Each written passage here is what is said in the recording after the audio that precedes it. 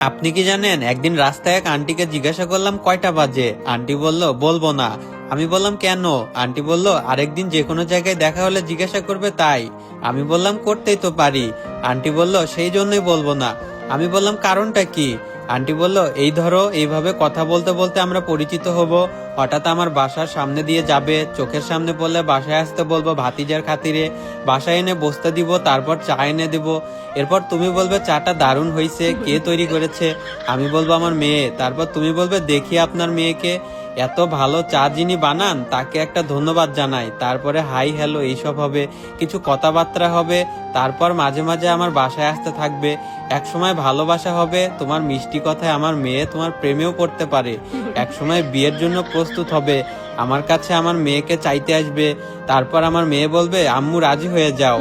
বলতো আমি তখন কি চিন্তা করব? আমি বললাম বলেন শুনি কি চিন্তা করবেন? আন্টি বলল আমি এমন ছেলের সাথে মেয়ে বিয়ে দিব না যে একটা ঘড়িও কিনতে পারে না। এটা শোনা মাত্র তো আমি বেহুশ।